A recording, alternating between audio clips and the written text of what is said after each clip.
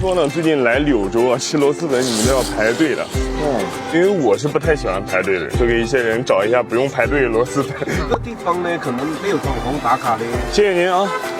看这种，再看这种，就这样的店啊，它就很难不好吃。姐姐要碗螺蛳粉吗？姐姐。要空心菜。空心菜吧，帮我装这里吧，2两。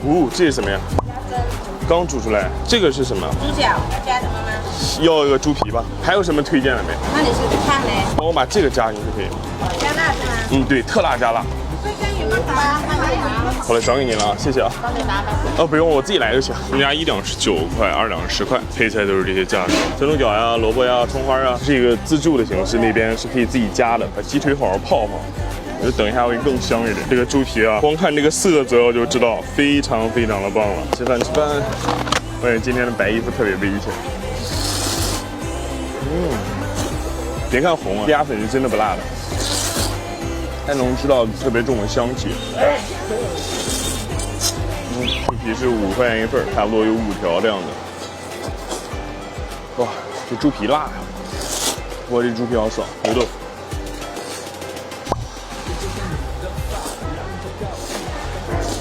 这个时候啊，空心菜最配螺蛳粉了。哇，这种东西就下手吃。刚点的超级脆，适当。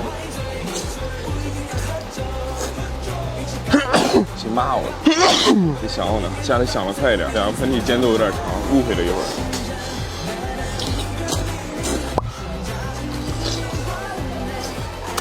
他们家鸭脚也比较有鸭味那种，我也比较喜欢一扯就出来那种鸭脚。还有这个，我是特别喜欢吃鸭脚的。我平时自己在柳州晚上喝酒，我一顿能吃20个鸭脚。